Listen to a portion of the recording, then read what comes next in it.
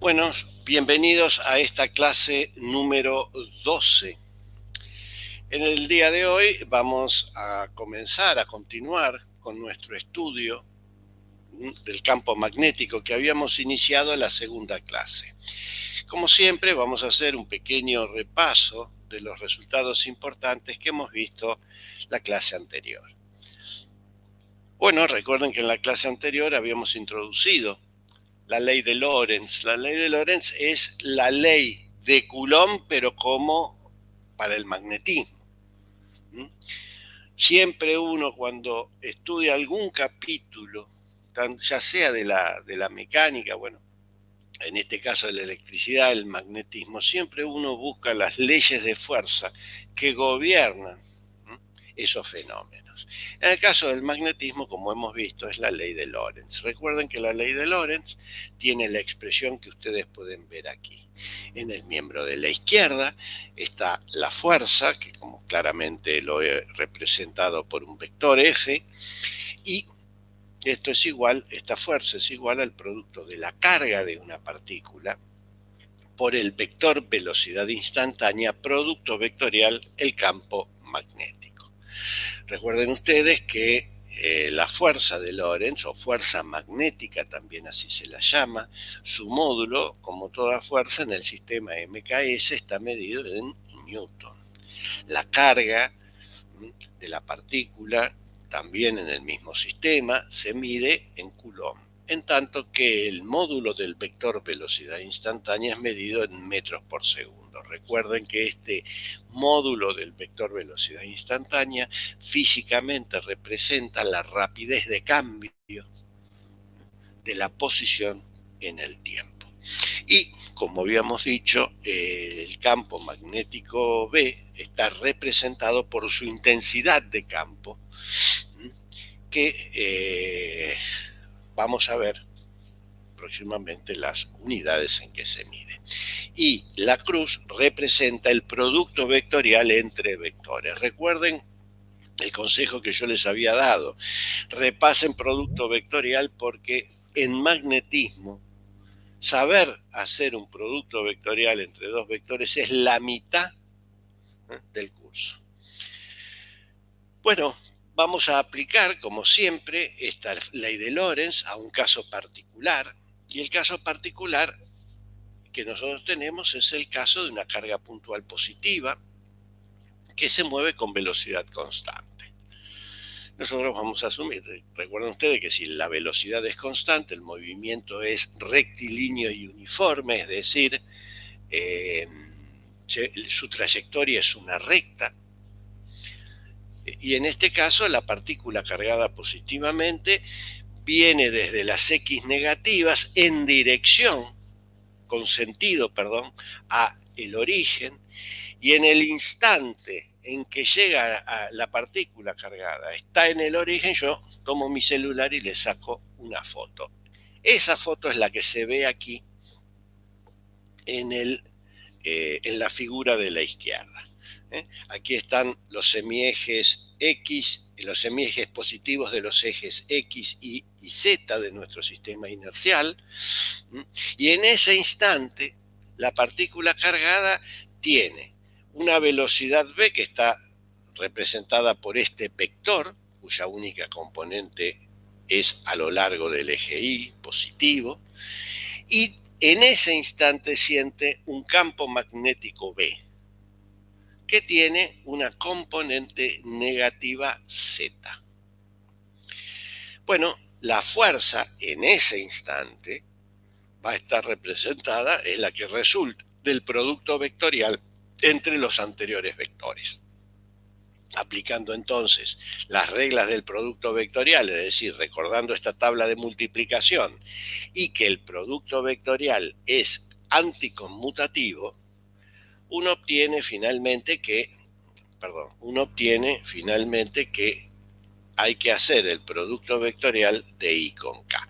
Y en este caso, este producto vectorial nos va a dar como resultado que la fuerza tiene componente I positiva.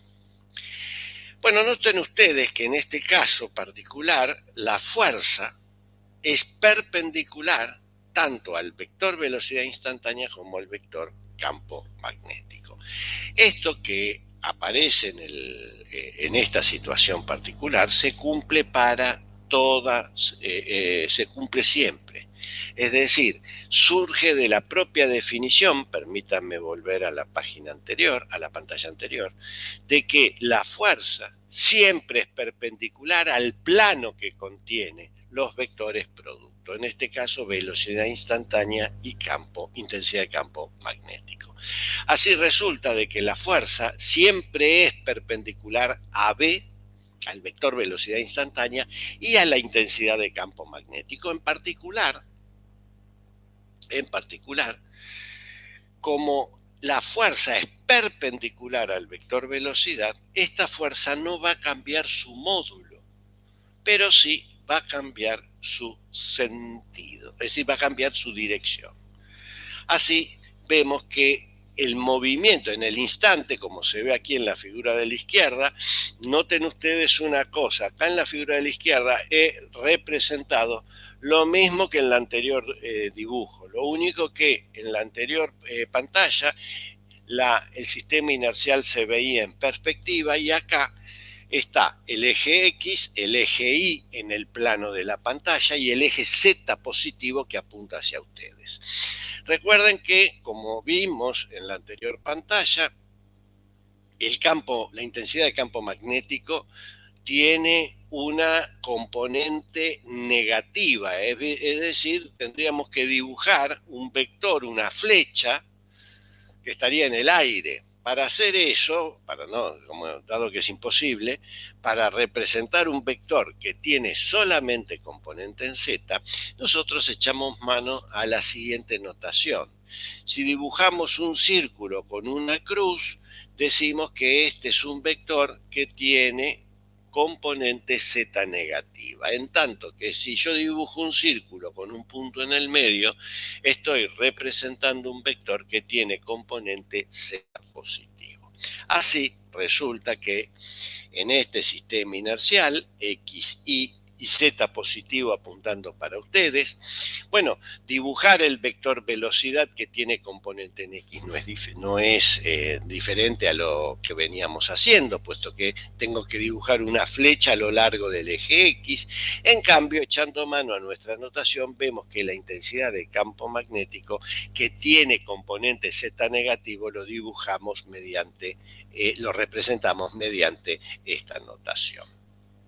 Claramente, como antes, en el origen se encuentra la carga puntual Q, que ahora asumimos que tiene una masa M. En ese instante, como dijimos, aparece la fuerza de Lorentz o fuerza magnética. Ahora, esto es en el instante en que la partícula está en el origen. ¿Qué va a ocurrir luego? Bueno, lo que luego va a ocurrir es que la fuerza va a seguir siendo perpendicular tanto al vector velocidad como al vector campo magnético. Y por lo tanto, su módulo no va a cambiar en el tiempo, es decir, el módulo del vector velocidad va a ser constante. Lo que sí va a cambiar es la dirección. Un tipo de movimiento, el caso de un movimiento de este tipo ya ha sido estudiado por ustedes en Física 1. Y entonces, en aquella oportunidad, ustedes encontraron que el movimiento es un movimiento circular uniforme. Es decir, es un movimiento donde su trayectoria es un círculo y, como vamos a ver, la velocidad angular es constante en el tiempo. Así, vemos que la trayectoria que va a seguir la partícula siempre es una trayectoria circular. Y claramente, esto de que la fuerza es perpendicular a la velocidad, habíamos visto que no es la única consecuencia. Otra de las consecuencias importantes que tiene la fuerza de Lorentz es que la fuerza de Lorentz no realiza trabajo. Es decir, si yo quiero calcular el trabajo entre dos puntos cualesquiera, P sub 0 y P sub 1, dos puntos de la trayectoria que sigue la partícula, partiendo de la definición de trabajo y recordando que diferencial de R lo puedo escribir como el producto del vector velocidad instantánea por el diferencial de T, encuentro que el trabajo, que para hallar el trabajo debo realizar el producto escalar entre la fuerza y el vector velocidad instantánea. Puesto que estos son perpendiculares, el producto escalar es cero, el trabajo es cero. Es decir, nuevamente insisto, esto no quiere decir que la fuerza es conservativa. Para que una fuerza sea conservativa, el trabajo tengo que calcularlo alrededor de una trayectoria cerrada, y en este caso P sub 0 y P sub 1 son dos puntos arbitrarios de una trayectoria. Lo que concluimos es que la fuerza de Lorentz no realiza trabajo. Esto trae como consecuencia que no existe un potencial escalar magnético. Recuerden que en el caso de la electrostática, nosotros habíamos introducido el concepto de potencial eléctrico partiendo del cálculo del trabajo y de ahí a la variación de energía potencial eléctrica. Pero en este caso, puesto que el trabajo siempre es cero, no existe ni una energía escalar magnética ni un potencial escalar magnético. Recuerden que yo les había dicho que sí existe un potencial magnético vectorial, que tiene que decir un individuo de otra calaña, pero en este caso, que nosotros no lo vamos a estudiar porque cae fuera del alcance de este curso. Pero por eso es que en el magnetismo no hay un práctico de potencial como lo hubo en electrostática, debido a que este no existe. Y recuerden que lógicamente nosotros dijimos que nosotros ya habíamos visto que un lugar en donde hay no una partícula cargada, sino un número de partículas cargadas, es en un cuerpo conductor. En particular, si nosotros tenemos un cable conductor, recuerden ustedes que en este cable conductor existen lo que se llaman portadores, que son los portadores de carga. Estos portadores son el movimiento de estos portadores, son los responsables de la corriente eléctrica, como vimos en la clase número 10.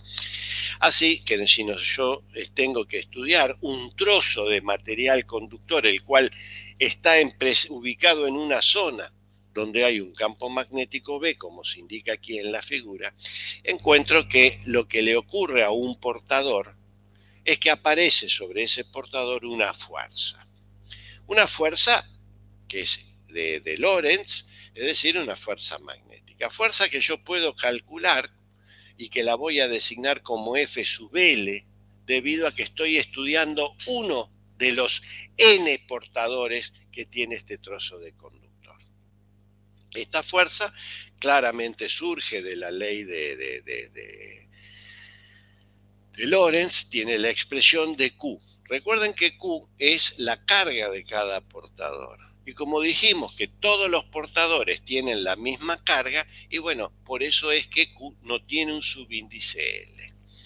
Recuerden también que una de las aproximaciones severas que habíamos hecho para llegar a la definición de corriente eléctrica es que todos los portadores tienen la misma velocidad y que esta velocidad es constante. De ahí es que, como todos tienen la misma velocidad, el vector velocidad instantánea, que aquí juega el rol de la velocidad de arrastre, ya previamente definida, la velocidad tampoco tiene un subíndice L, porque todas las partículas tienen el mismo subíndice. Y finalmente, como todas las partículas sienten la presencia del mismo campo magnético B, tampoco tiene un subíndice L. Bueno, esta es la fuerza sobre un portador. ¿Cuál será la fuerza resultante sobre todos los portadores? Bueno, habría que hacer la suma vectorial. Pero recuerden ustedes que en realidad esta es una suma vectorial, pero como cada uno de los FL tiene componente I positiva, en realidad la única componente que yo tengo que sumar es la I. si uno calcula la componente I de este producto vectorial, encuentra que el módulo de la fuerza resultante sobre todos los portadores se puede escribir como Q por N por B por B, donde N es el número de portadores, el cual está relacionado con la densidad de portadores y el volumen del material que yo estoy estudiando a través de esta expresión, que reemplazada en la igualdad que me da, de la que puedo obtener el módulo de la fuerza, encuentro que después de una sencilla álgebra y recordando que la corriente eléctrica tiene esta expresión, de que la fuerza es igual al producto de I por delta X, recuerden que delta X es la longitud del trozo de material conductor por la velocidad. Esta expresión que me da la fuerza sobre el trozo de material conductor es proporcional, como se ve, a la longitud de este material conductor. Recuerden que aquí estamos en el caso en que la corriente es constante en el tiempo, estamos hablando de corriente directa o corriente continua, y que el campo magnético B, como hicimos la clase pasada y lo haremos de ahora en adelante, que B es independiente del tiempo. Así resulta esta expresión para el módulo de la fuerza magnética. Sin embargo, sería conveniente o sería deseoso que esta fuerza sea escrita en forma vectorial, puesto que la fuerza es un vector y, como vimos, el campo magnético también lo es. Así, para hacer eso, nosotros vamos a definir un vector que llamaremos delta X. Delta X es un vector. Para determinar este vector yo tengo que dar la dirección, el sentido y el módulo de este vector. Y la dirección, que es como toda dirección de un vector, está dada por una recta. En este caso la recta tiene que ser tangente al cable conductor. El sentido es el sentido de la corriente y el módulo representa la longitud del trozo de material conductor, es decir, en delta X. Con esta definición del vector delta X, la anterior expresión toma la forma de que de la resultante de fuerza sobre el trozo de material conductor es I por delta X vector B. Nuevamente uno puede pensar de que esta fuerza es proporcional a su longitud. Esto quiere decir que si el cable es extremadamente largo, y bueno, la fuerza será extremadamente grande. Sin embargo, recuerden ustedes que nosotros habíamos visto de que si en este cable conductor la fuerza resultante no sobre un trozo de material, sino sobre todo un cable conductor de una longitud arbitraria. Cuando hablo de longitud arbitraria puede ser 1 metro, 10 metros, 100 metros, 10 kilómetros. Uno encuentra que la resultante de fuerza sobre todo ese cable tiene la expresión de I por L vector B, donde L es un vector que va desde el extremo de un cable, desde el extremo de un cable al otro. Es decir, en realidad R depende de la distancia que hay entre los extremos del cable, es decir, es independiente de la forma que tiene. Bueno, estos son los resultados importantes que hemos tenido la clase pasada. Pero recuerden que en la clase pasada nosotros sí, hubo dos palabras que se repitieron a lo largo de la clase. Uno fue el ley de Lorentz y el otro intensidad de campo magnético. Bueno, la primera ley de Lorentz nosotros ya la explicamos e incluso hicimos ejemplos. Recuerden que nosotros hablamos del espectrógrafo de masa, en fin, dimos aplicaciones. Ahora, pero nada dijimos acerca de la intensidad de campo magnético. Dijimos que sí existía un campo magnético y nosotros asumíamos de que existe un campo magnético y que ese campo magnético viene representado por la intensidad de campo, P, por la letra B, pero no dijimos quiénes son las fuentes de campo magnético, quién puede generar un campo magnético. Lo único que dijimos es que, bueno, había unas piedras volcánicas en una isla del mar Egeo que tenían la particularidad de atraer limaduras de hierro, pero no dimos ninguna expresión para la intensidad de campo magnético, así como la hemos venido dando para el campo eléctrico. Bueno, la historia es que en este caso ahora vamos a introducir una expresión que me va a dar cuenta de cuáles son las fuentes de campo eléctrico y cómo calcular el campo magnético y cómo calcular el campo magnético debido a una distribución particular.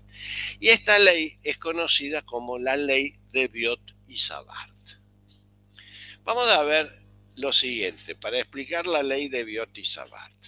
Vamos a suponer que yo tengo una batería, como se ve en la figura de la izquierda. Tengo una batería y entre los extremos de esa batería conecto un cable conductor.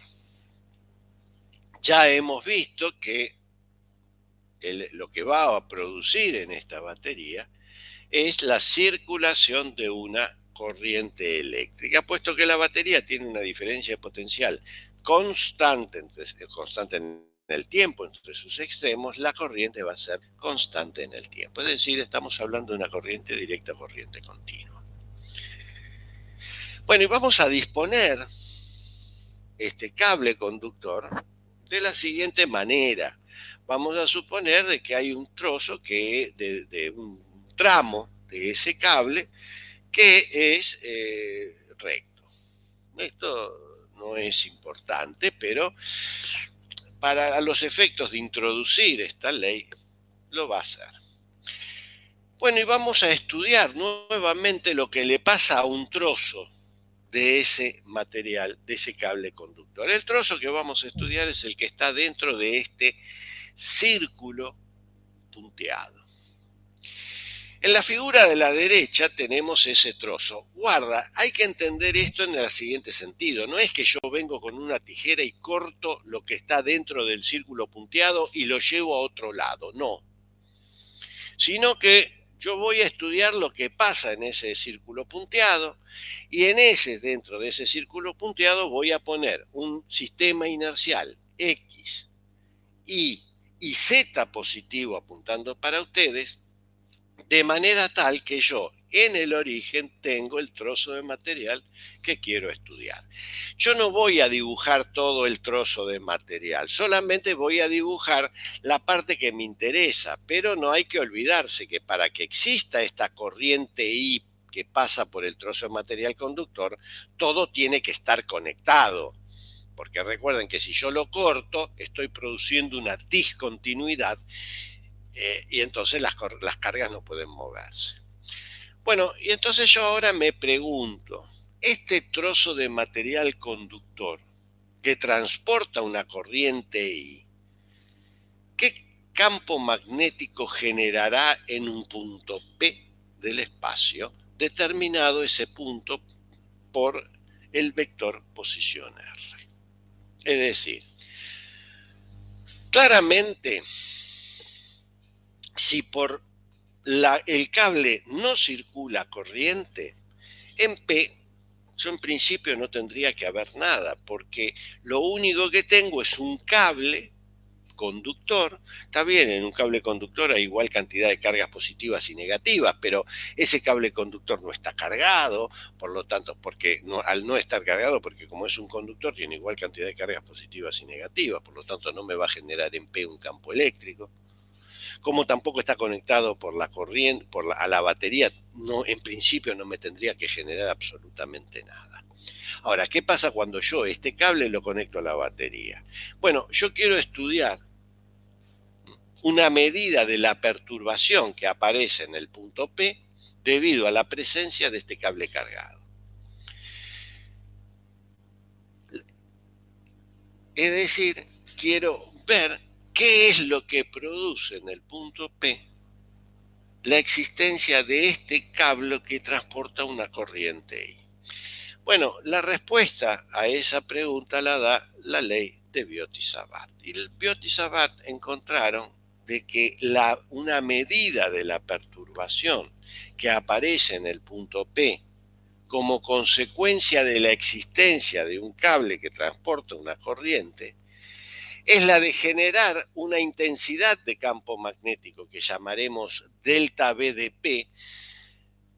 Delta viene por el hecho que esto es generado por un trozo de material conductor que tiene una longitud delta X.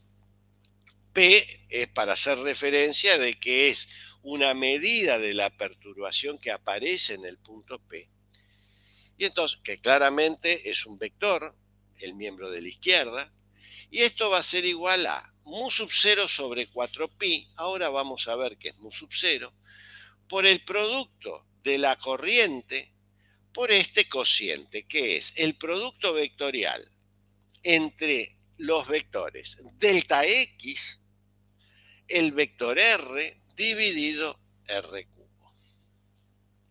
Recuerden ustedes que de ahora aquí hay una nueva constante que llamaremos mu sub 0, y a mu sub 0 lo vamos a llamar la permitividad magnética del vacío. Mu sub 0 es una constante que la llamaremos la permitividad eléctrica del vacío. Recuerden ustedes que en electrostática, cuando nosotros se introduce la noción de campo eléctrico, nosotros también la constante de Coulomb la escribimos en términos de una constante que era epsilon 0 y que la llamábamos permitividad eléctrica del vacío. Bueno, aquí en magnetismo, y también recuerden una cosa, todos los resultados que nosotros obtuvimos en electrostática arrastran una constante, arrastran esa constante epsilon 0. Bueno, en magnetismo ocurre lo mismo. Va ahí una constante que llamaremos permitividad magnética del vacío y que se introduce al momento de definir la intensidad de campo magnético. Y esa constante, esa permitividad magnética del vacío, tiene un valor que es 10 a la menos 7 newton sobre amper cuadrado.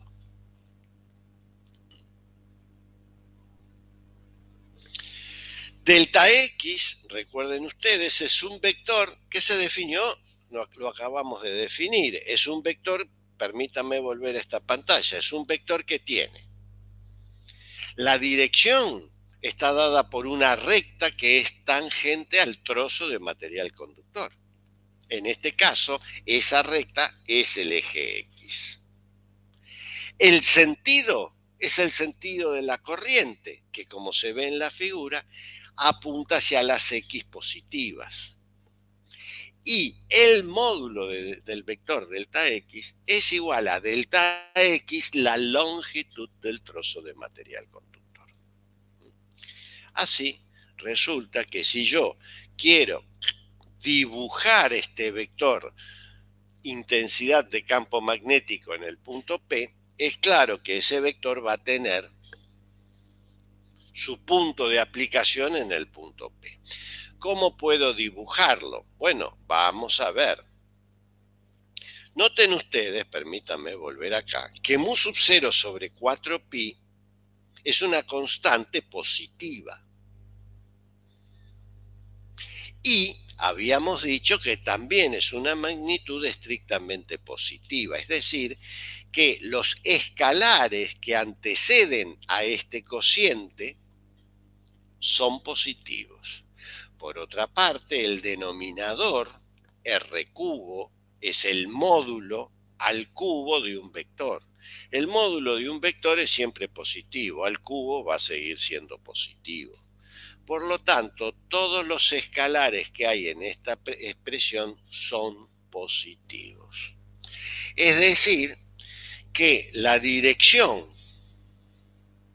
del vector intensidad de campo magnético es la que resulta de realizar el producto vectorial entre los vectores delta X y R.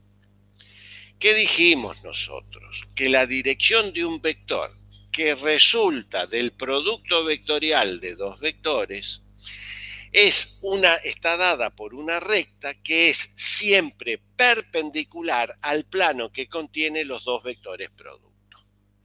Así concluimos que en este caso la intensidad de campo magnético tiene una dirección que es perpendicular al plano que contiene los vectores delta X y R.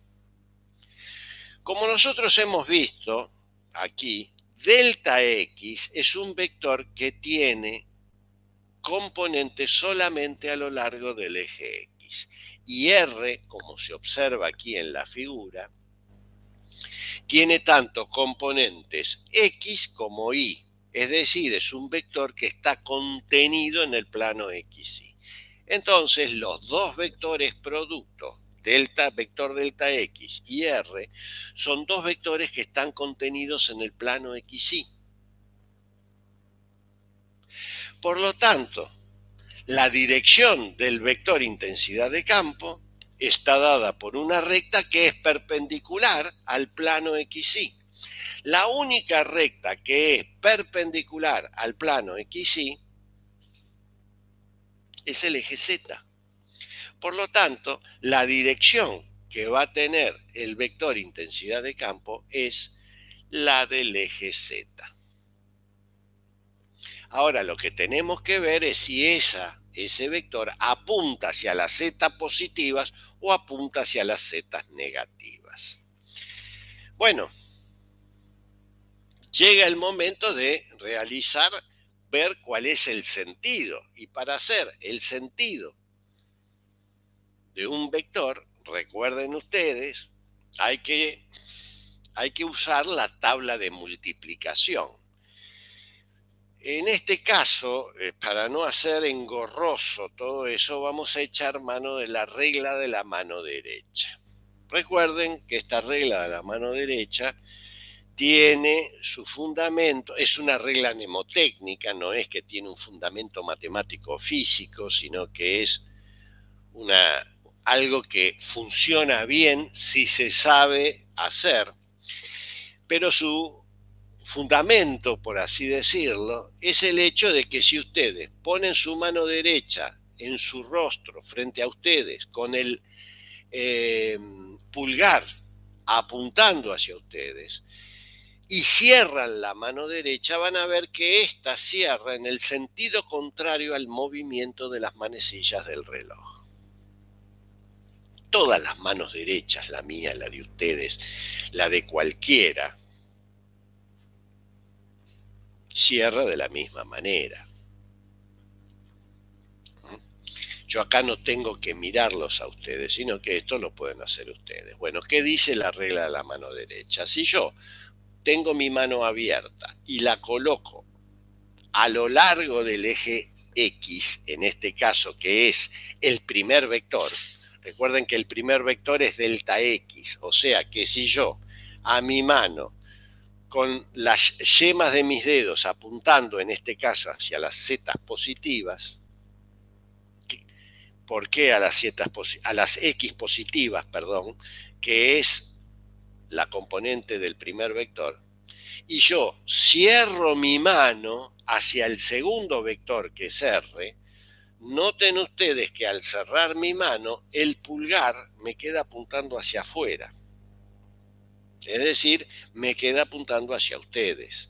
Esto quiere decir que el sentido que va a tener el vector intensidad de campo magnético, que es el resultado del producto vectorial entre delta X, primer vector, y R, segundo vector, es hacia las Z positivas. De ahí es que aquí hemos dibujado un círculo con un punto haciendo referencia a la notación, utilizando la notación que hemos introducido y que nos hace referencia que la intensidad de campo en el punto P apunta hacia ustedes. Es decir, tiene una dirección perpendicular a la pantalla y apunta hacia ustedes. Bueno, ya tengo la dirección, ya tengo el sentido, tengo que calcular el módulo. Recuerden que para calcular el módulo tengo que tomar módulos a esta expresión. Si tomo módulos en el miembro de la izquierda, me va a dar el módulo de delta P. Y si tomo módulos en el miembro de la derecha, recordando que el módulo de un producto es el producto de los módulos y que el módulo de un producto vectorial es el módulo del primer vector por el módulo del segundo vector por el seno del ángulo que forman ambos vectores. Noten ustedes que aquí ambos vectores, delta X, que está a lo largo del eje X, y R, forman un ángulo θ. Entonces será por el seno de θ. También se observa de esta igualdad que tengo R en el numerador, R cubo en el denominador, pueden simplificarse dando lugar a R cuadrado en el denominador. Es decir, que el módulo del campo magnético que genera este trozo de material conductor en el punto P va como la inversa al cuadrado de la distancia que hay entre el trozo de cable conductor y el punto P. Muchos pensarán, esto es similar a lo que ocurrió con el campo eléctrico. Bueno, no es similar, ni siquiera es igual, no tiene nada que ver, porque la naturaleza vectorial del campo magnético y del campo eléctrico son totalmente diferentes, como lo vamos a ver en unos instantes. Recuerden que lo vamos a ver en unos instantes a través de ejemplos. Recuerden ustedes que el campo eléctrico siempre es proporcional al vector R, y en este caso vemos que el campo magnético es perpendicular al vector R. Bueno, vamos a hacer una serie de aplicaciones de la ley de Biot y Savart. Vamos a hacer 3 aplicaciones a la ley de Biot y Savart. La primera aplicación es muy sencilla. Recuerden que yo les acabo de decir que todos los fenómenos, todos los resultados que hemos obtenido de la electrostática arrastran una constante que es epsilon cero, en tanto que, como vamos a ver en futuras clases, todos los resultados que obtenemos dentro de la magnetostática arrastran una constante que es mu sub cero.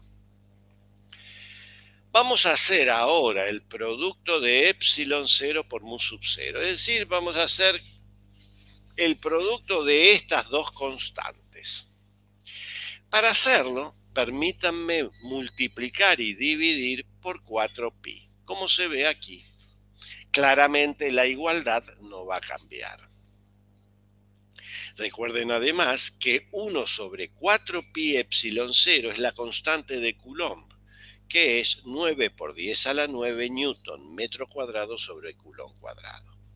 Así resulta que 4pi epsilon cero es la inversa de 9 por 10 a la 9 newton metro cuadrado sobre Coulomb cuadrado, en tanto que en el denominador obtengo mu sub 0 sobre 4pi, que acabamos de decir tiene el valor numérico 10 a la menos 7 y sus unidades son newton sobre amper cuadrado. Bueno, ¿qué resulta de esto? Noten ustedes, vamos primero a las unidades. Tengo newton en el numerador y newton en el denominador, se pueden simplificar. Y luego tengo amper cuadrado dividido metro cuadrado dividido Coulomb cuadrado. Recuerden que amper es el cociente es Coulomb por segundo.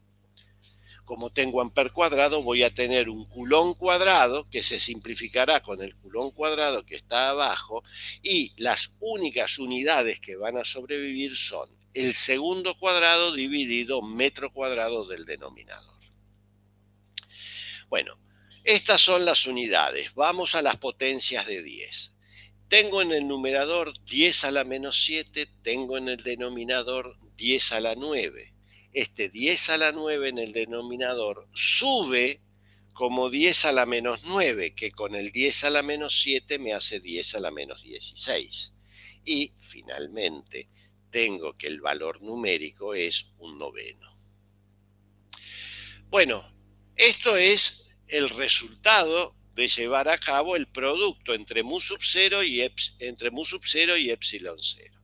Vamos a tomar la inversa, vamos a dar vuelta esta igualdad. Entonces voy a tener que 1 sobre epsilon 0 mu sub 0 va a ser 9, 10 a la menos 16 va a pasar a ser 10 a la 16 y claramente hay que invertir las unidades, metro cuadrado sobre segundo cuadrado.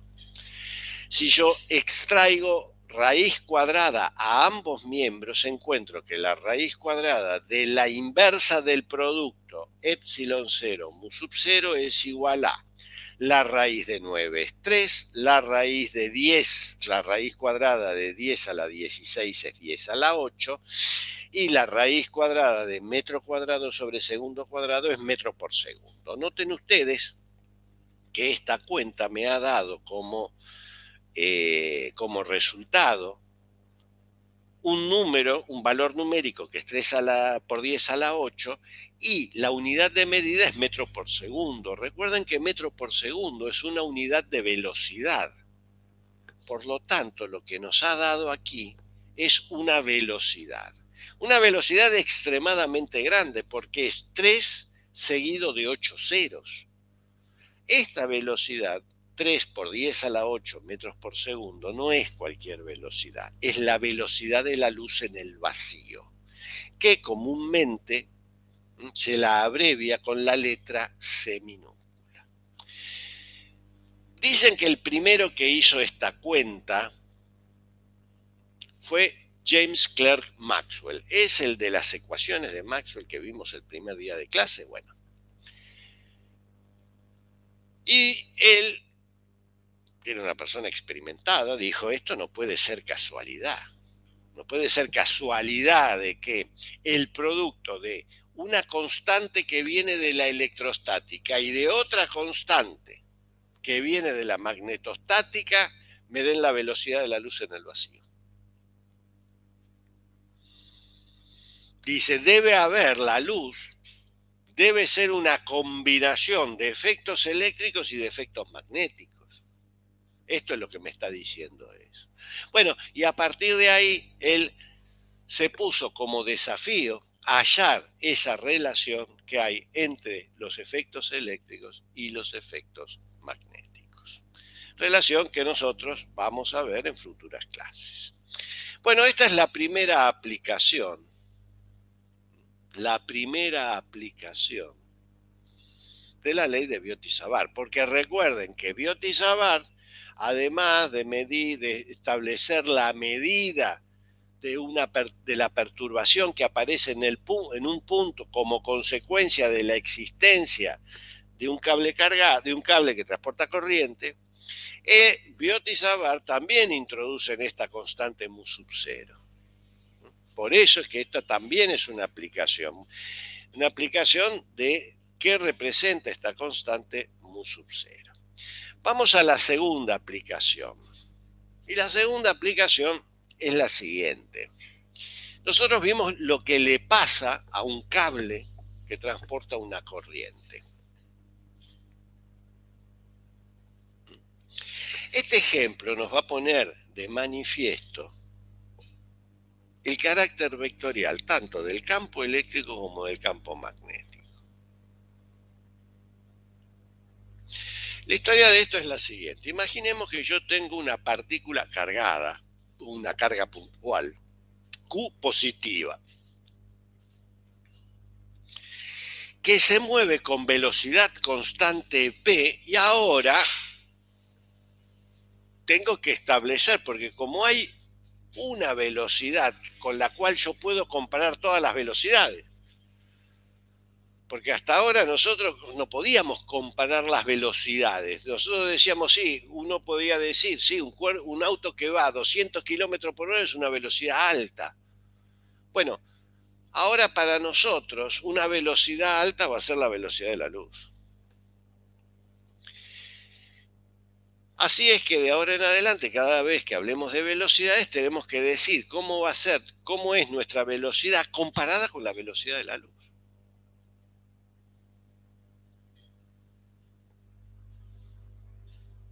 Y entonces decimos que la partícula, la carga puntual Q positiva, se mueve con una velocidad constante y es mucho menor que la velocidad de la luz en el vacío. Bueno, esta carga puntual, el vector velocidad instantánea, tiene la dirección y sentido que se muestra en la figura de la izquierda. Ahí yo he ubicado a esta carga puntual en un sistema inercial X, Y, Z positivo apuntando hacia ustedes. Y entonces yo tengo una carga puntual positiva que se mueve, que como tiene un módulo de velocidad constante, realiza su trayectoria es una recta y su movimiento es un movimiento rectilíneo y uniforme. Y la trayectoria recta es el eje X, es decir, esta partícula cargada positivamente se viene moviendo por el eje X negativo en sentido al origen. Y cuando esta partícula cargada pasa por el origen, agarro rápido mi celular y le saco una foto. Y entonces observo que en ese instante el vector velocidad es el que se muestra aquí, tiene componentes solamente a lo largo del eje X. R, que es el vector posición del punto en donde yo quiero calcular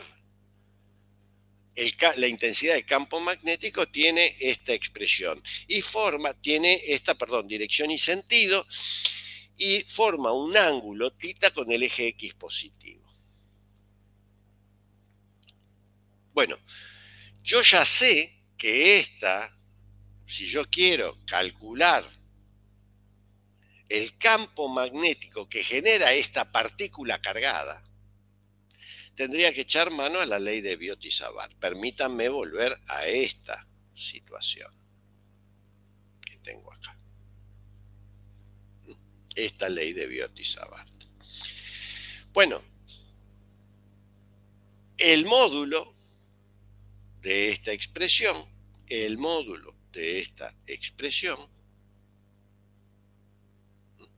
dijimos que es mu sub 0 sobre 4pi por i por delta de x por el seno de θ dividido r cuadrado. Bueno, delta x es la distancia que recorre esta partícula puntual, que es b por delta t, debido a que dijimos que la partícula se mueve con velocidad constante.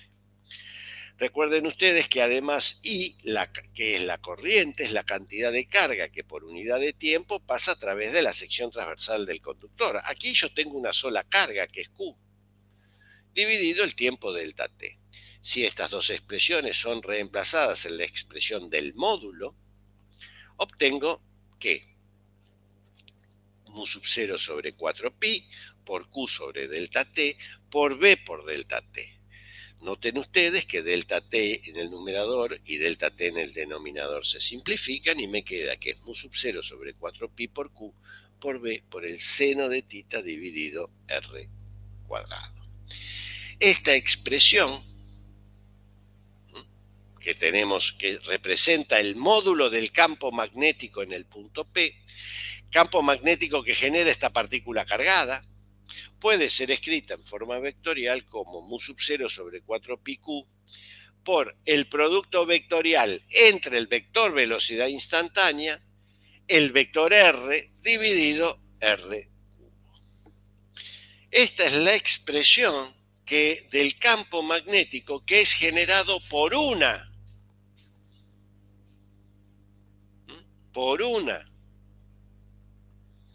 partícula cargada.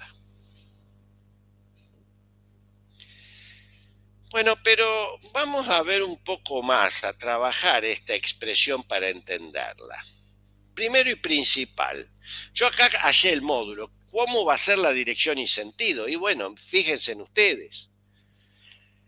B, la intensidad del campo magnético, puesto que, como dijimos antes, mu sub 0 sobre 4pi es una constante positiva. La carga dijimos que es positiva. R al cubo R es el módulo del vector posición R, por lo tanto es una magnitud positiva. El cubo sigue siendo positiva, es decir, todos los escalares que anteceden al producto vectorial son positivos. De ahí resulta que la dirección y sentido de la intensidad de campo magnético es la que resulta de realizar el producto vectorial entre los vectores intensidad de velocidad instantánea y R. Vamos con la dirección. La dirección de la intensidad de campo magnético, es decir, la intensidad de B, es decir, la dirección del vector B, tiene que ser perpendicular al plano que contiene el vector velocidad instantánea y R. Como se ve de la figura, el plano que contiene a los vectores velocidad y R es el plano XY. La única recta perpendicular al plano XY es el eje Z. Entonces ya sabemos que este vector tiene componente en Z. Ahora tenemos que averiguar si es positiva o negativa. Para eso tenemos que calcular el sentido. Y nuevamente, echando mano a la regla de la mano derecha, es decir, poniendo mi mano plana a lo largo del eje X, que es a lo largo donde está el primer vector, que es B, cierro mi mano de la única manera que puedo cerrarla. Entonces el pulgar me apunta para afuera, es decir, el sentido de este vector es hacia la z positivo. Por eso es que en el punto P yo coloco, usando la notación que hemos acordado, de que dibujo un círculo con un punto para hacer referencia a que la componente de B es hacia las z positivas. Bueno, muy bien, pero vamos a trabajar un poco más esta expresión. ¿Qué quiero decir con esto? Permítanme multiplicar y dividir la anterior expresión por 4pi epsilon 0. Multiplico y divido por 4pi epsilon 0. Es claro que la igualdad no va a cambiar. Y voy a reordenar los términos. Noten ustedes que pongo 4pi epsilon 0 por mu sub 0 sobre 4pi y utilizo la propiedad distributiva del producto escalar, es decir, el A inversa de 4pi epsilon 0 lo pongo junto con la carga y R cubo dentro de este paréntesis. Recuerden ustedes que mu epsilon 0 por mu sub 0 ya hemos visto que es 1 sobre c cuadrado la velocidad de la luz. Recuerden que 1 sobre 4pi epsilon 0 es la constante de Coulomb y lo que está entre paréntesis no es otra cosa que el campo eléctrico que genera una carga puntual. Así, otra forma de escribir la anterior expresión es que el campo magnético, la intensidad del campo magnético es igual a 1 sobre c cuadrado por el producto vectorial entre el vector intensidad, el vector velocidad instantánea y el campo eléctrico que genera esta partícula. Esta expresión, que es sencilla, encierra una física que es enorme. Lo primero y principal, algo que de alguna manera nosotros ya sabíamos, y es que la expresión del campo eléctrico que genera una carga estática, es decir, una carga en reposo, y una carga que se mueve a velocidad constante es la misma. Está acá. Y segundo, de que la intensidad de campo magnético depende del campo eléctrico que genera esa carga. Y aquí se pone de manifiesto la diferencia, el carácter vectorial, esa diferencia en el comportamiento vectorial que tiene tanto el campo eléctrico como el campo magnético. Como ya dijimos, el campo magnético en el punto P tiene una dirección que es perpendicular a la pantalla y saliente, en tanto que el campo eléctrico tiene una dirección y sentido que es el que muestra la figura. Como ven aquí, el campo eléctrico y el campo magnético son perpendiculares. A eso me refería con que hay una diferencia en el carácter vectorial de las dos magnitudes. Este es un caso en donde la partícula que se mueve, la partícula cargada, genera un campo eléctrico. Es el que acabamos de ver, es igual que el campo eléctrico estático. Noten que esta partícula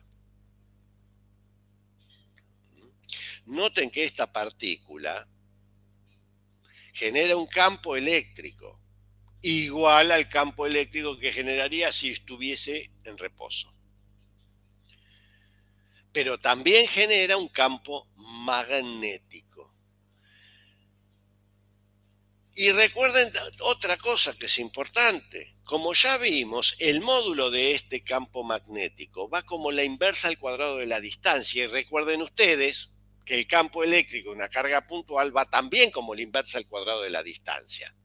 Es decir, que a medida que el punto P se aleja de esta partícula, disminuye el campo eléctrico y disminuye el campo magnético en la misma proporción, pero su naturaleza vectorial es completamente diferente. Una es proporcional al vector R y la otra es perpendicular a R. Esto de que sean ambos vectores perpendiculares, como siempre les dije, nosotros empezamos con casos particulares para llegar al caso general. Bueno, este es un caso particular, pero vamos a ver que es parte de un caso general. Siempre el campo eléctrico, al menos en las situaciones que nosotros vamos a estudiar en este curso, siempre el campo eléctrico es perpendicular al campo magnético. O viceversa, el campo magnético es perpendicular al campo eléctrico. Siempre. Se puede demostrar, nosotros no lo vamos a hacer, pero se puede demostrar. Además, esta expresión yo le dije que encierra una física enorme. Y lo primero que física que encierra es el siguiente hecho. Imaginemos, volvamos un poco a la primer clase. E imaginemos que en la primera clase yo les hablé del sistema inercial de referencia, del principio de relatividad y de que las ecuaciones de la física tienen que ser, son invariantes o son las mismas en un sistema inercial que en otro. Tienen que tener la misma expresión.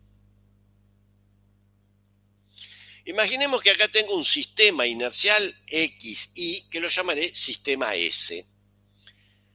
Y tengo un segundo sistema inercial, S', cuyos ejes son X' e Y'. Pero este segundo sistema inercial se mueve a velocidad constante con respecto al primero.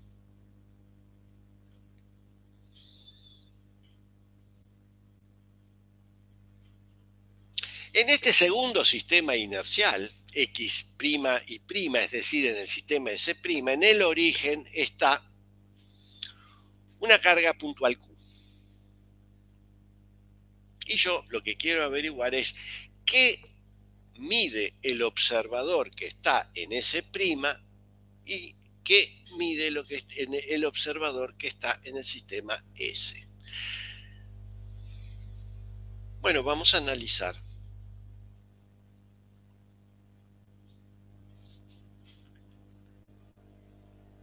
¿Qué es lo que mide S'? Bueno, el observador que está en el sistema S', lo que observa es que la carga Q está en reposo respecto de él. Porque la carga Q está fija al sistema S'. Por lo tanto, el observador que está en S' dice, bueno, esta es una carga puntual, está en reposo respecto de mí. Y bueno, ¿qué va a generar esta partícula? Y esta partícula va a generar un campo eléctrico. ¿Cuál es su expresión? Y el campo eléctrico de una carga puntual. Muy bien. Y pregunto, uno le preguntaría, ¿y campo magnético? No, porque la partícula está en reposo. No genera un campo magnético. Bueno, muy bien. Ahora, ¿qué observa el observador que está en el sistema S? Para él, la carga Q puntual está en movimiento rectilíneo y uniforme, con una velocidad constante. Entonces él concluye, bueno, esa carga puntual va a generar un campo eléctrico, que es el campo eléctrico de una carga puntual, que ya se estudió en la primera parte, pero además va a generar un campo magnético. ¿Por qué? Porque para mí esta partícula se está moviendo. Esto quiere decir que dos observadores, ambos en sistemas inerciales, no miden lo mismo. Para uno existe solamente el campo eléctrico, para el otro existe el mismo campo eléctrico, pero el campo magnético no. Para el otro es cero y para mí es distinto de cero. ¿Qué consecuencias trae esto? Porque lo que me había dicho el principio de relatividad es que los dos tienen que medir lo mismo y acá hay uno que mide algo que el otro no. Vamos a ver qué consecuencias trae esto. Vamos a hacer el siguiente problema.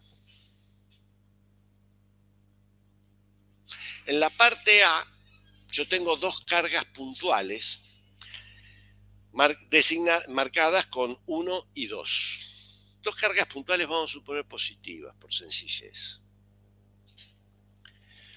La carga puntual 1 tiene una velocidad v sub 1, cuya dirección y sentido se ve en la figura A, en tanto que la partícula 2 tiene un vector velocidad v sub 2 que tiene la dirección y sentido que se observa en la figura. Como siempre, v sub 1 y v sub 2 son constantes y vamos a asumir que son mucho menores, sus módulos son mucho menores que la velocidad de la luz en el vacío. Bueno, ¿qué es lo que yo quiero calcular? Bueno, yo primero de todo quiero calcular el campo magnético que genera la partícula 1 en el punto 2, en el punto en donde se encuentra la partícula 2. Es decir, quiero calcular la intensidad de campo magnético B12. B12 es el campo magnético que genera la partícula 1 en el punto en donde está la partícula 2. Noten ustedes que si yo quiero calcular el campo magnético que genera esa carga puntual Q sub 1 en el punto donde está el punto 2, noten ustedes que el vector R es un vector que va desde la carga al punto. Aquí está marcado. Y si yo aplico la expresión que acabo de hallar, mu sub 0 sobre 4pi por Q1, por el producto vectorial entre el vector B sub 1 y R. Pero noten ustedes que B sub 1 y R son dos vectores paralelos. Por lo tanto, el producto vectorial es 0, es decir, B12 es 0. Este es el campo magnético que genera la partícula 1 en el punto 2. Ahora, si yo quiero calcular la fuerza que ejerce la partícula 1 sobre la partícula 2, tendría que aplicar la ley de Lorentz. Y la ley de Lorentz sería Q sub 2 por el producto vectorial entre el vector y velocidad B sub 2 y el vector B12. Pero como dijimos, B12 es 0, la fuerza que la partícula 1 ejerce sobre la partícula 2 es 0.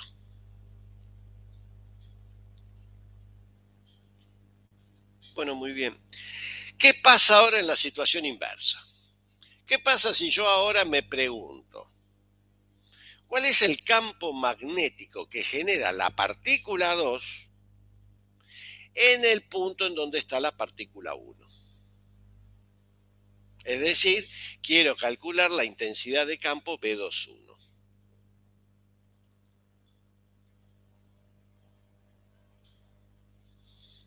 Bueno, B21 va a ser mu sub 0 sobre 4pi por Q2 por el producto vectorial que entre el vector B sub 2 y R. Noten ustedes que acá P sub 2 y R son dos vectores perpendiculares. El producto vectorial entre estos dos vectores es distinto de 0, por lo tanto B21 va a ser distinto de 0.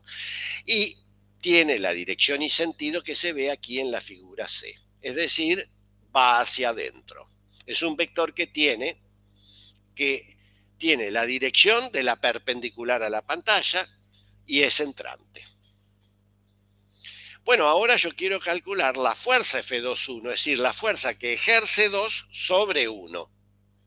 Para eso tendría que aplicar la ley de Biot-Savart, la ley, de Lorentz. Q1 por el producto vectorial entre el vector B sub 1 y B21.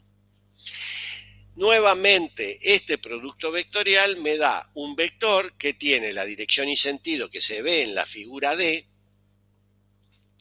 y sobre todo es distinto de 0. Es decir, ¿qué es lo que hemos obtenido aquí? Que F12, la fuerza que ejerce la partícula 1 sobre la 2, es distinta de la fuerza que la 2 ejerce sobre la 1. Es decir, no se cumple el principio de acción y reacción. El principio de acción y reacción, una de las leyes de Newton, no se cumple. Y en general podría decirse que tampoco se cumplen las otras dos. Y ahí es que la fuerza de Lorentz no cumple con las leyes de Newton. Guarda con esto. Recuerden que las leyes de Newton hablan de fuerzas, no me hablan de campos. Por eso es que yo me remití a la fuerza. Los campos tampoco cumplen. B12 es distinto de B21. Sí, es verdad, lo calculamos. Pero recuerden siempre, las leyes de Newton hablan de fuerzas, no de campos. Por eso nosotros decimos, si la ley de Lorentz no cumple, y bueno, en el magnetismo no se cumplen las leyes de Newton. Esta es ya es decir, este es el único ejemplo que ustedes van a tener de fuerzas que no cumplen con las leyes de Newton. Es decir, que el edificio que se vino construyendo desde Física 1 sobre la base de las leyes de Newton, y bueno, ya está empezando a crujir más, está empezando a tambalearse.